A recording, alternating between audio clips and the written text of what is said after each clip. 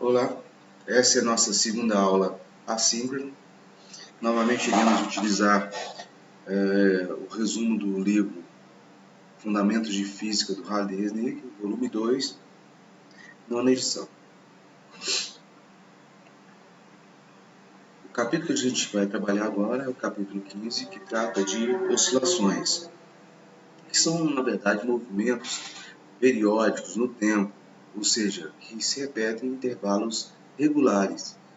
A gente tem alguns exemplos, que são linhas de transmissão que oscilam, oscilações causadas por terremoto, e às vezes essas oscilações elas provocam um colapso no sistema.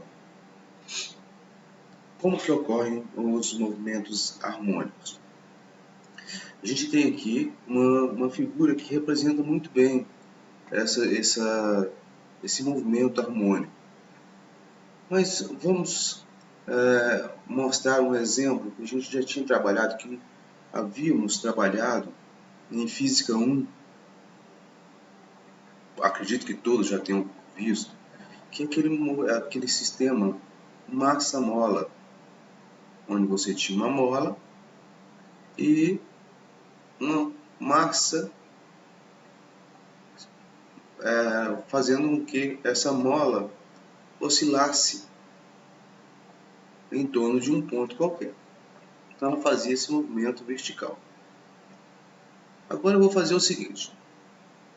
Vou desenhar uma folha de papel. Então aqui, uma folha de papel. E ela se movimenta para a direita. Então, enquanto o bloco oscila para a direita e para a esquerda, ou oscila para cima ou para baixo, o papel se desloca para a direita. Então vamos lá. Vamos supor que tem alguma coisa aqui, um lápis, alguma coisa que marque a folha. Então ela faz um movimento para cima, enquanto isso o papel se desloca para a direita. O bloco desce e o papel continua se movimentando. Então, o que nós teremos na folha de papel? Essa representação de oscilação. Lembrando que esse movimento de oscilação é como se fosse apenas um ponto movimentando no sentido vertical, que é mais ou menos essa representação aqui. O que acontece com a mola quando ela está totalmente comprimida? A velocidade é zero.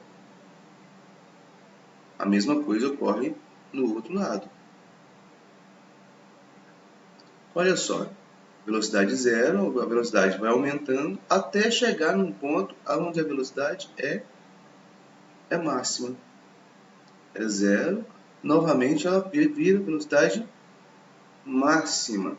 Observe só, nas amplitudes máximas a velocidade é zero. Quando a amplitude é zero, a velocidade é máxima, nos dois sentidos, para a esquerda e para a direita. Mas por que a velocidade aumenta? Porque existe uma aceleração que é máxima nesse ponto. E a aceleração vai diminuindo. Quando chega a ter velocidade máxima, a aceleração passa a ser zero. E ela inverte o sentido. E ela começa a aumentar.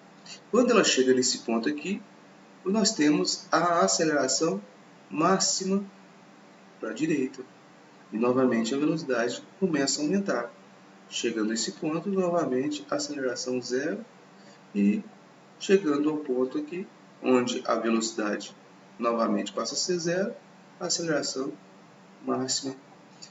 Então, observe que existe uma ligação direta entre todas as variáveis de posição, velocidade e aceleração que nós vamos ver posteriormente. Mas a gente precisa conhecer uma característica que é muito importante para a oscilação, que é a chamada frequência com que oscila. A frequência de oscilação ela é calculada pelo número de oscilações em um intervalo de tempo. A forma mais simples é quando você tem apenas uma oscilação e o tempo necessário para completar esse ciclo, que a gente chama de período. Então, frequência é 1 sobre o período. Se a medida for em segundos, a frequência é dada em rotações por segundo, ou simplesmente hertz. Da mesma forma, a frequência é inversa do período, então o período é 1 sobre a frequência. Mas como vimos, né, a oscilação ela obtém valores máximos, valor zero e valor mínimo. Então pode ser mais xm, menos xn, pode ser zero, ou valores intermediários. Então nada mais justo do que escrever essa função como sendo uma função senoidal ou cossenoidal, onde xm é a amplitude, o cosseno ele atinge o valor máximo de 1, o valor mínimo de menos 1 e outros valores intermediários. Depende também da frequência angular, ou velocidade angular, como queira, em um intervalo de tempo. E esse φ aqui é a fase, o ângulo de fase, ou constante de fase. Na verdade, se pedir para você a fase, ele está pedindo ômega-t mais φ. Essa é a fase do movimento. Olha só esses 3 exemplos aqui de gráfico. Nós temos aqui todos deslocamento em função de tempo, e em azul temos uma amplitude, e em vermelho uma amplitude um pouco maior. Mas observe que ela completa um ciclo aqui no mesmo intervalo de tempo. Ou seja, são duas oscilações que têm amplitudes diferentes, mas elas têm frequência de oscilação iguais. Então elas completam o ciclo no mesmo intervalo de tempo. Nessa segunda, nós temos amplitudes iguais, só que elas completam os ciclos em intervalo de tempo diferente. Olha só, enquanto a vermelha completa o ciclo nesse T', a azul completa um ciclo nesse valor de T. Por quê? Porque elas oscilam de forma diferente, elas têm frequências de oscilação diferentes. O período de oscilação da azul ele é 2 vezes o período de oscilação da vermelha. Né? Por quê? Porque a frequência do vermelha é o dobro, ou seja, da frequência da azul. Ou seja, as expressões matemáticas elas estão interligadas. Na última aqui, nós temos 2 oscilações que são muito parecidas, né?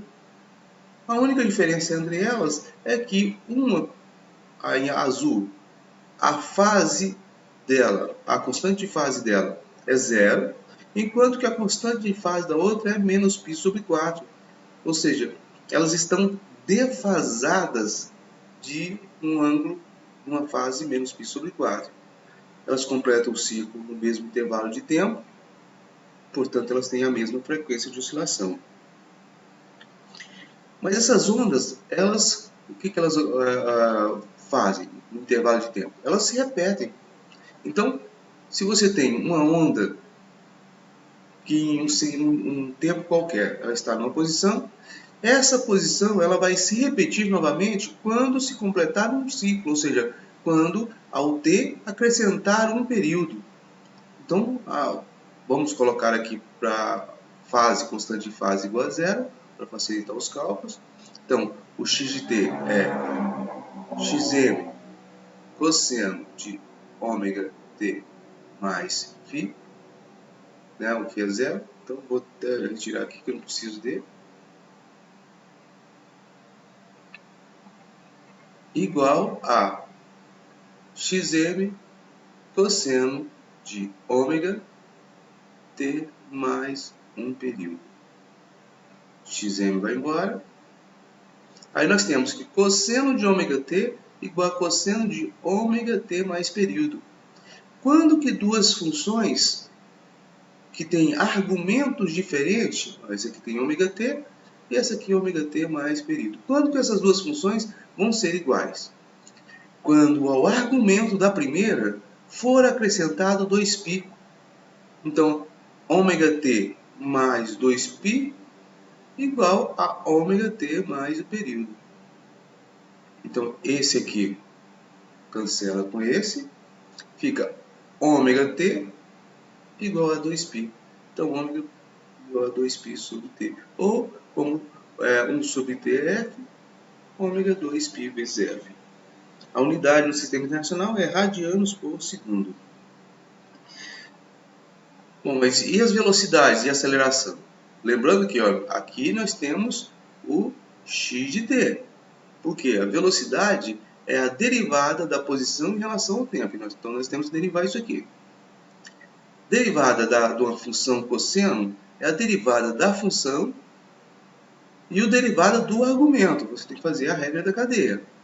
Então, derivada da função dá menos seno, derivada do ômega t, ômega. Então fica menos ômega xm seno de ômega t mais φ. Então essa é a velocidade. E a aceleração? A aceleração é derivada da velocidade. Então, dv dt. Novamente, temos que derivar a função, derivada de seno da cosseno. Então fica menos ômega, derivada de ômega t dá ômega, então ômega ao quadrado. Então a de t é menos ômega ao quadrado. Esse aqui, xm cosseno de ômega t mais φ, é esse aqui, que é o x de t. Então, no lugar dessa xm cosseno de ômega t, eu posso colocar x de t. E lembra quando eu coloquei lá no primeiro gráfico? Amplitude máxima, velocidade zero. Velocidade zero, aceleração máxima. Amplitude zero, velocidade máxima. Velocidade máxima, aceleração zero. Ou seja, estão interligadas por essas relações. Bom, então nós temos uma oscilação. Então a aceleração, como nós vimos aqui anteriormente, é menos ômega ao quadrado x de t, que foi a última expressão que a gente viu. Como a força é massa vezes aceleração, então fica menos m ômega ao quadrado x. Por que está em evidência isso aqui? Para fazer uma comparação com a lei de Hooke, que diz que a força é menos k vezes x.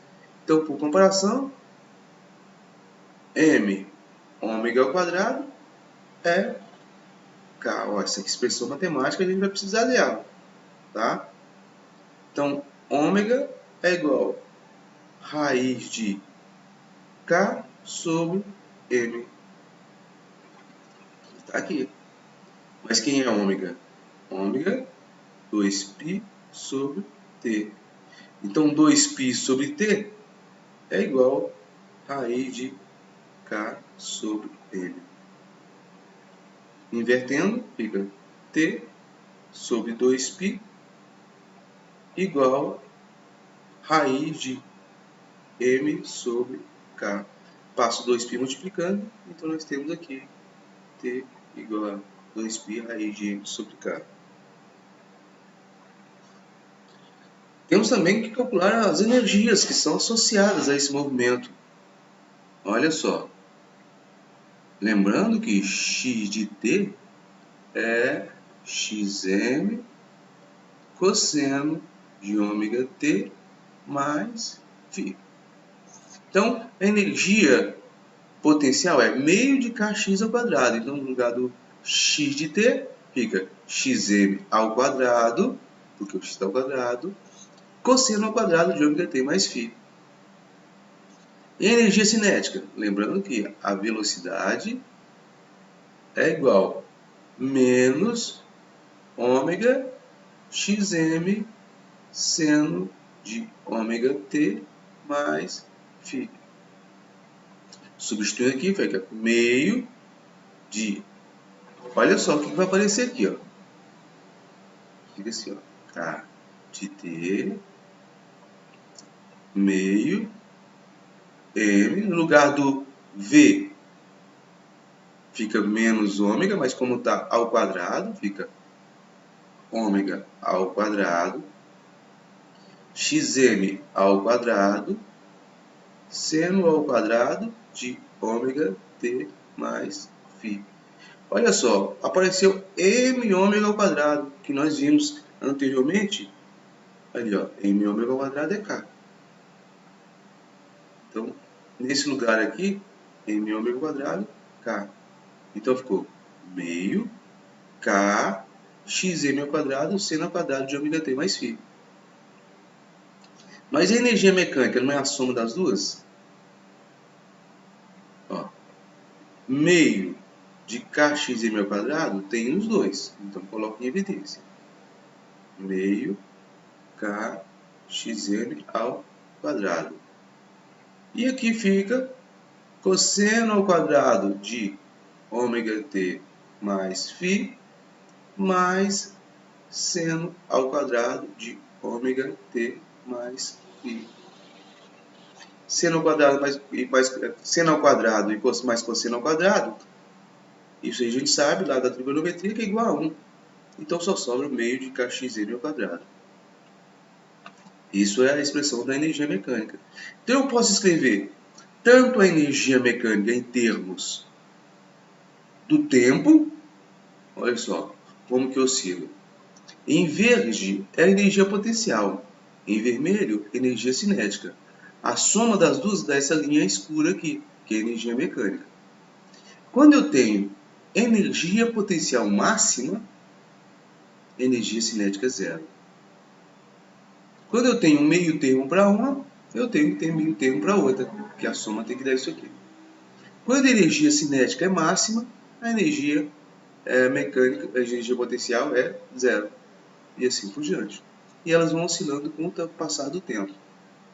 Mas eu também posso fazer essa expressão, representar em termos da amplitude. Olha só, entre o máximo e o mínimo.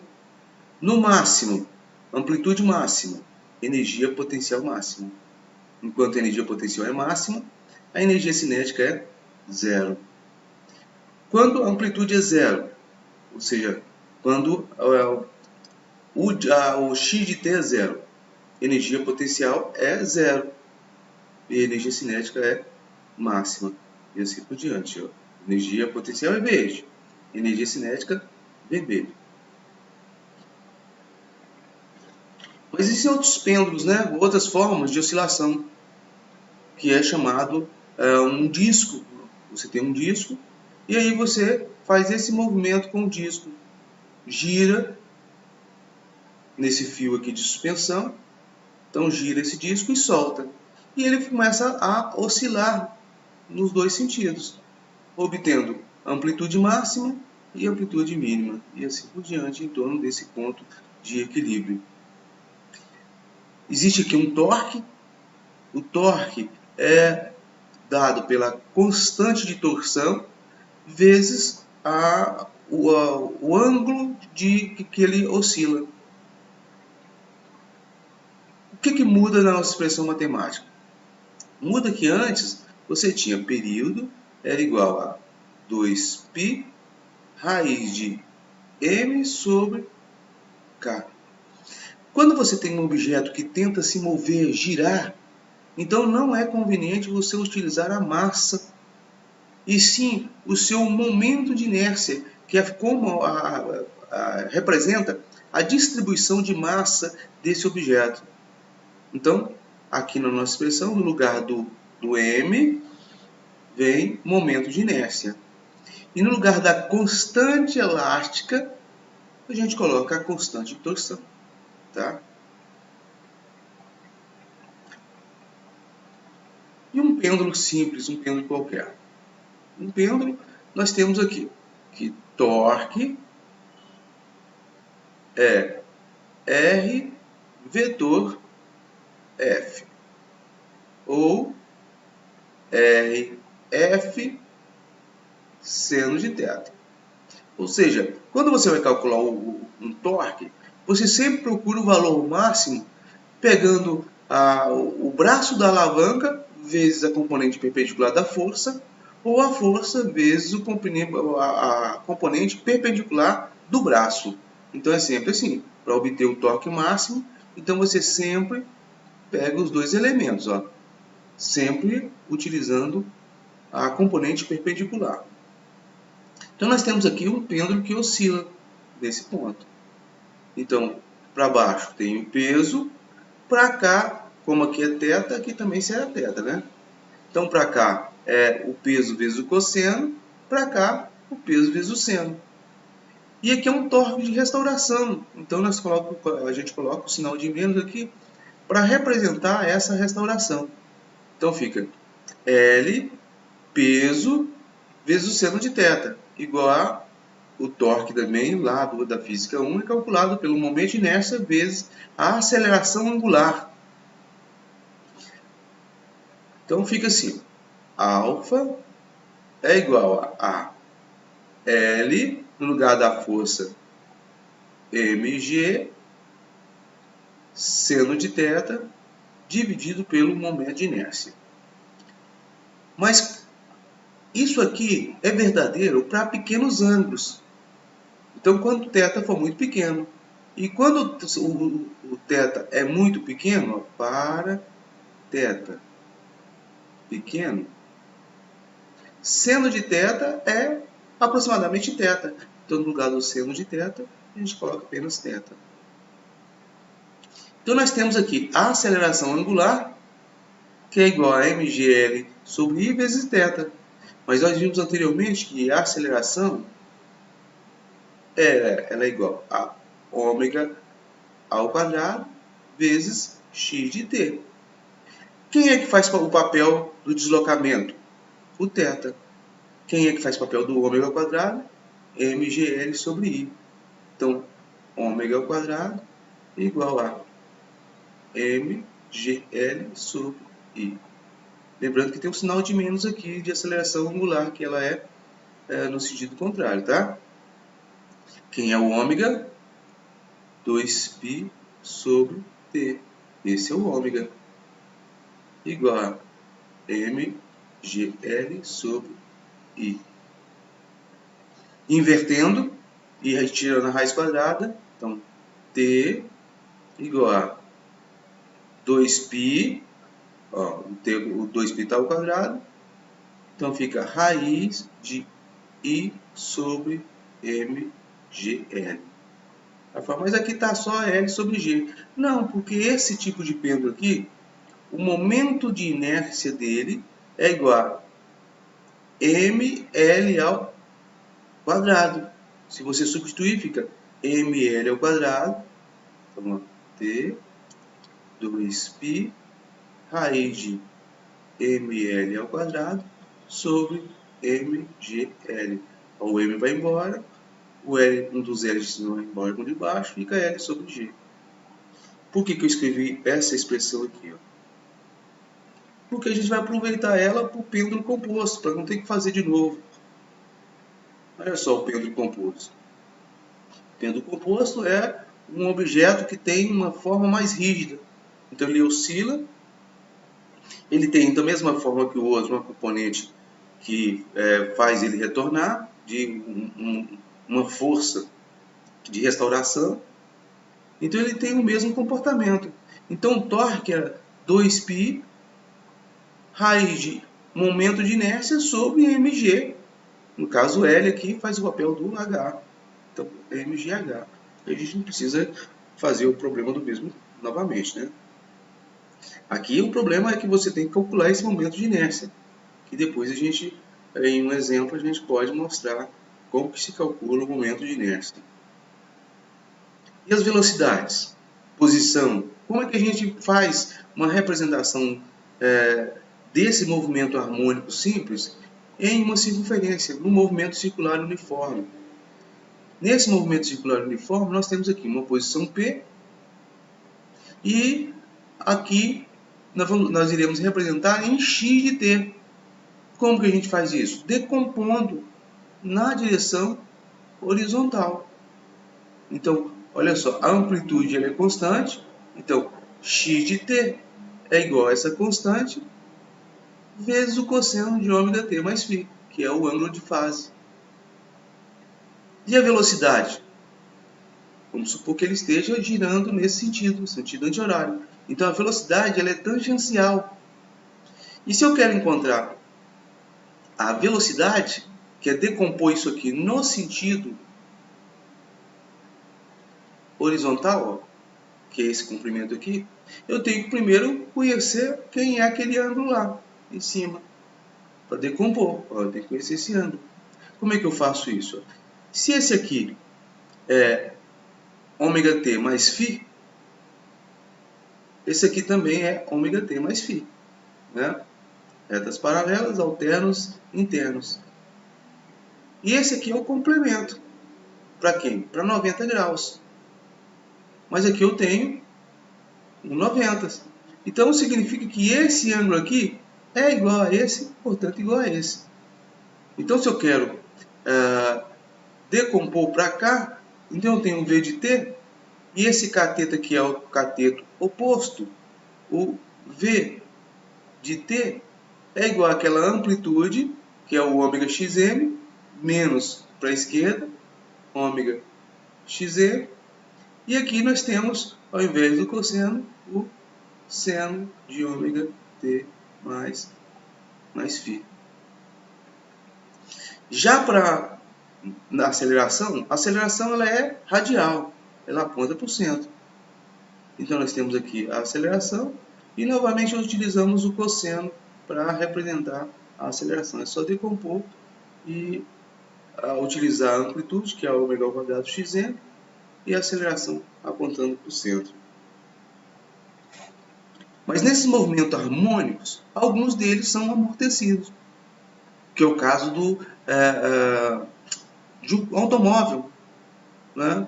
O que faz com que o automóvel seja amortecido quando ele passa por um quebra-mola?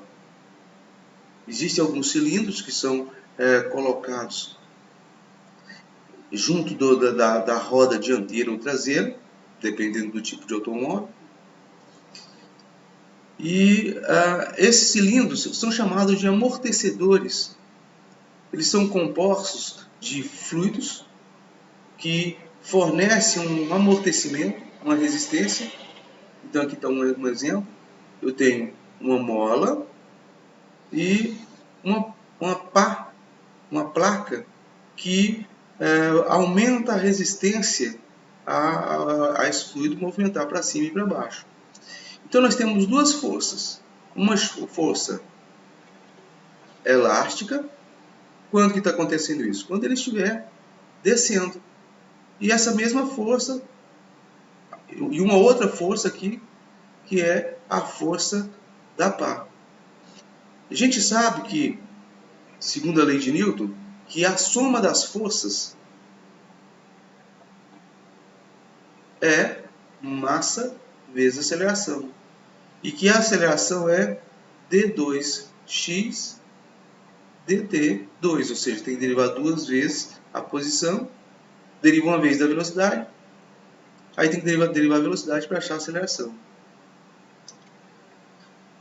Olha só, a força de amortecimento é menos a constante vezes a velocidade, e a força elástica é K vezes X. Então fica assim, menos K vezes X, que é a elástica, menos B vezes V, igual a M d2x dt2. Passo tudo para o lado de cá, fica assim, ó, M d2x dt2, positivo, mais B vezes V, o V é dx dt, mais K vezes X, que é uma equação diferencial. Esse tipo de equação tem como solução uma função semelhante àquela, só que aparece um exponencial, né? Para as soluções desse tipo de equações diferenciais, sempre vai aparecer um exponencial. Quem é que aparece aqui? Aqui nós temos a frequência angular. Essa é a frequência angular do movimento, desse movimento oscilatório amortecido. Porque antes era K sobre M. Agora nós temos um fator de amortecimento. Então, essa frequência angular fica menor do que a anterior. Olha, a função é essa aqui. Olha só como é que eu vou fazer isso no gráfico novamente para ficar... Ó, geralmente a gente vê a exponencial assim. Duas exponenciais, né? Então ela tem um valor mais ou valor menos. Então a função ela começa assim, ela vem oscilando e depois ela tem um termo que vai amortecendo essa oscilação. Tá?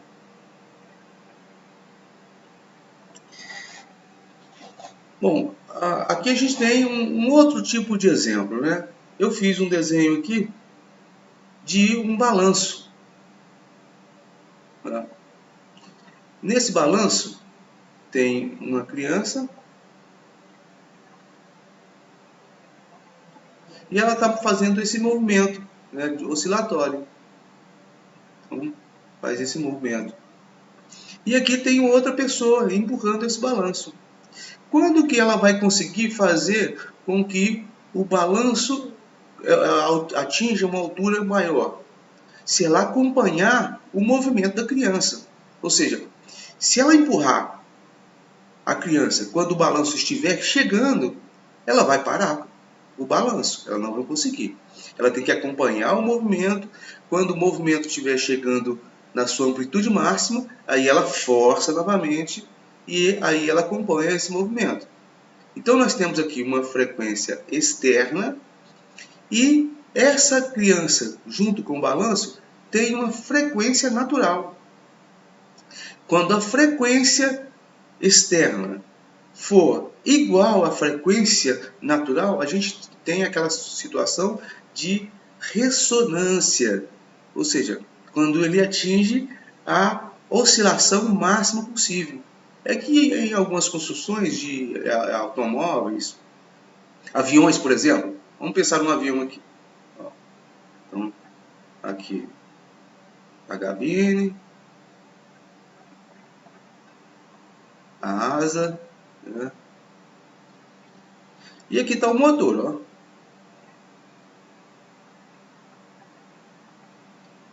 Vamos dizer que o motor está aqui. O que tem a estrutura do avião? Ele tem uma frequência natural. Então, todo esse conjunto tem uma frequência da sua estrutura, de como que foi feito. E o motor, ele começa a funcionar, então ele tem uma frequência externa, né, de oscilação.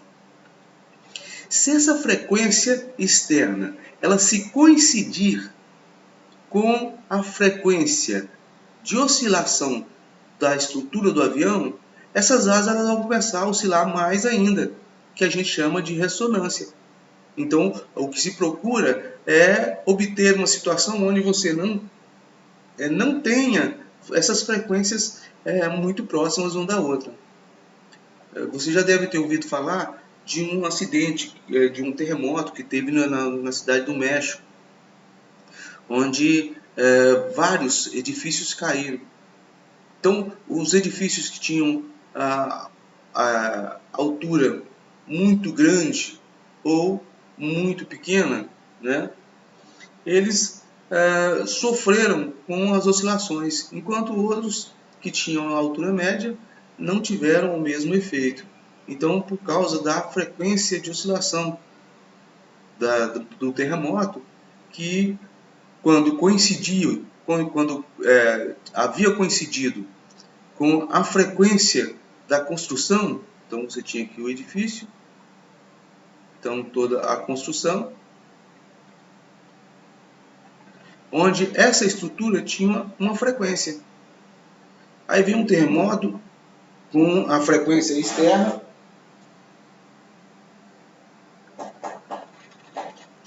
e quando coincidiram, a estrutura não aguentou e os prédios caíram.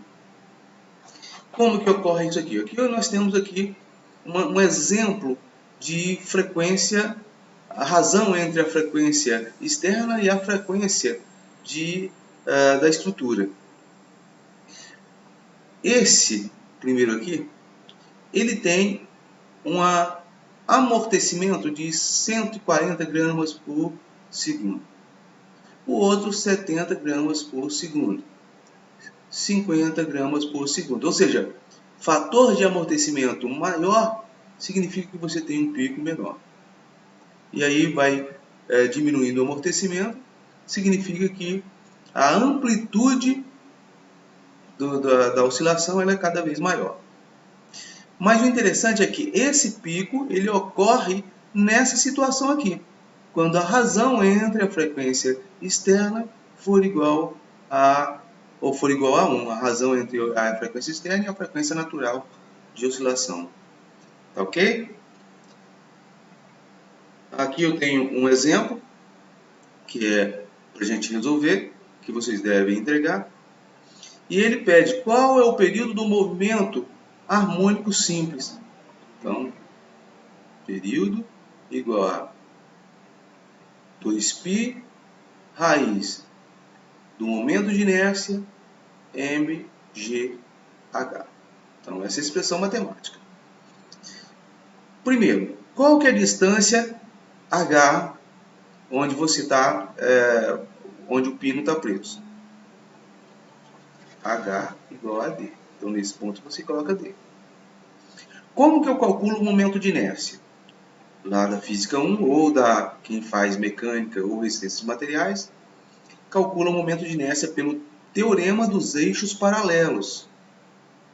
Ou seja, o momento de inércia é igual ao momento de inércia do centro de massa mais mh ao quadrado. E aqui nós temos um disco, formado por um disco. O momento de inércia do centro de massa do disco é dado pela massa vezes o raio ao quadrado dividido por 2. Então, o momento de inércia aqui vai ser I igual mr ao quadrado sobre 2 mais md ao quadrado. O que a gente tem que fazer? É só substituir. O D está em 1,75 centímetros, o L 2,35 centímetros. A única preocupação sua aqui são as unidades de medida, né?